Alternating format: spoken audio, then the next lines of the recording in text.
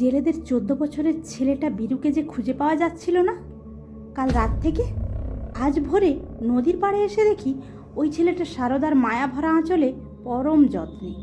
আমি সারদাকে বললাম, ও যখন তোমার কাছে, তাহলে সকাল থেকে যখন ওকে সবাই খুঁজছিল তুমি ফিরিয়ে দিলে না কেন? একটু রাগান্বিত হয়েই বললাম। আরও বললাম, তুমি চাও কি? কে তুমি? জানো ওর বাড়ির সবাই কত খুঁজছে, কত কষ্টে রয়েছে? সারদার উত্তর পাওয়ার আগেই ভাই বীরুকে জিজ্ঞাসা করে, তুই এখানে ওর কাছে এলি কী করে? বীরু তখন বলল, আমি কাল রাতে বাবার সাথে জাল এড়ে দিয়ে একটু নদীর বাঁধে পায়চারি করছিলাম।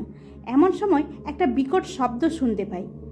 আমি মোবাইলের লাইটটা জ্বালিয়ে একটু এগিয়ে গিয়ে দেখলাম শ্মশানের পাশে একটা বট গাছ, তার আড়ালে দুটো লোক, ছেলে না মেয়ে তা বুঝতে পারিনি, মুখ ঢাকা। ওরা একটা প্রদীপ জ্বালিয়ে কিছু একটা করছে।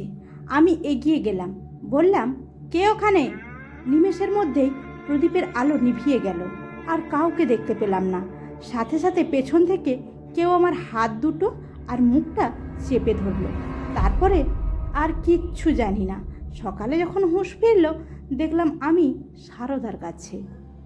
এবার বলি, আমাদের শ্মশানটা একদম নদী বাঁধের ধারে, আর এই শ্মশানের পাশেই একটা বড় বহু পুরানো প্রকাণ্ড বটগাছ।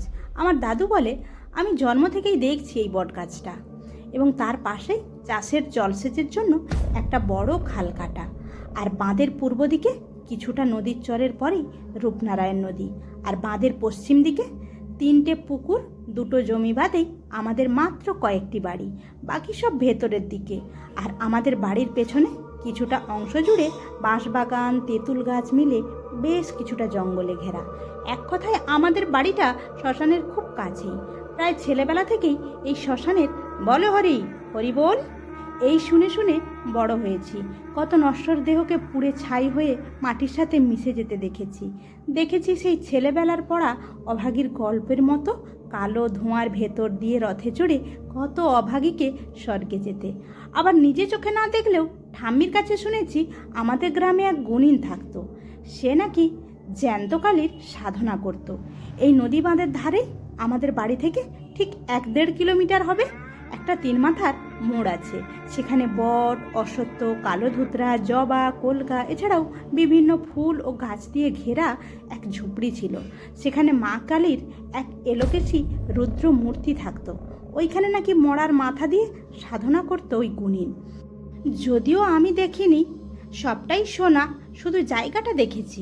আজও সেই জায়গাটা বীভৎস, দেখলে একটু হলেও গা ছমছমিয়ে উঠবেই। আজও গভীর রাতে ওখান দিয়ে কেউ পাস করে না। সেই গুণিন যখন মারা যায়, তার মধ্যে এক শক্তি ছিল, তাকে নাকি পোড়ানো যাচ্ছিল না, তার গা জ্বলছে। সেই অবস্থায় ওই বট গাছে উঠে বসে আছে আর হাসছে। অনেকে তো পোড়াতে পোড়াতে ভয়ে পালিয়েও যায়। তারপর মা কালীর মূর্তি রেখে পুজো করে ওই গুণিনকে মায়ের ভাবে বিভোর করে, ওর গায়ে মন্ত্রপ্রুত জল ছিটিয়ে নাবিয়ে আনে, ওর কপালে মন্ত্রপ্রুত পেরেক পুঁতে বন্দি করে পোড়ানো হয়। ঠাম্মি যখন বলতো, ভয়ে আমরা ভাই বোনেরা সিটিয়ে থাকতাম। এখন সময় দাঁড়িয়ে সবটাই বুজরুকি মনে হয়, কিন্তু আগে করার দিনে এরমটাই হতো। যাই হোক, তবে আমি ছেলেবেলা থেকে সেরকম কোনো ঘটনার সম্মুখীন হইনি, এই প্রথম উপলব্ধি করছি এমন ঘটনা। বীরুর কথা শোনার পর সারদাকে জিজ্ঞাসা করলাম, তুমি ওকে কোথায় পেলে? সারদা তো কথা বলতে পারে না, তাই সারদা তখন একটা স্লেটের মতো বোর্ডে লেখলো, আমি ওকে 3 মাথার মোড়ের কাছে যে বড় খাল, সেখানে পেয়েছি কাদা মাখা বেহুশ অবস্থায়। সম্ভবত কেউ ওকে ফেলে দিয়ে গেছে, এমনভাবে ফেলেছে যে রাতে ভাটার সময় ও ভাটার টানে ভেসেই যেত কোন দিকে, খুঁজেই পাওয়া যেত না। আমি প্রশ্ন করলাম, তুমি ওখানে অত রাতে কী করছিলে, আর ওখানে ওকে কারা নিয়ে গেছিল? সারদা লেখল, আমার মনে হচ্ছিল তাই আমি ওখানে গেছিলাম। মনে হচ্ছিল আজ অমাবস্যা। এমন কিছু ঘটনার আশঙ্কা আমি আগে থেকেই টের পাচ্ছিলাম। জানি না। আমি বললাম, টের পেয়েছিলে মানে? সবটা শুনে কেমন ভয় করতে লাগলো। সারদা আবারও লেখল, এই জায়গায় একটা শ্রাপ আছে, আর তা বছরখানেক হলো জেগে উঠেছে। প্রতি অমাবস্যায় সে রক্ত যায়।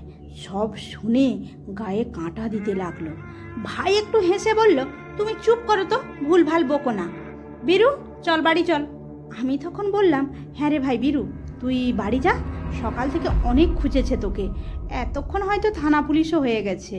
সারদা তখন ইশারা করে, বাড়ি যাও, তবে এসব আর আমার কথা কাউকে বলো না, নিজেদের ভালোর জন্য। আমি তখন সারদাকে বললাম, কেন বলবো না কেন?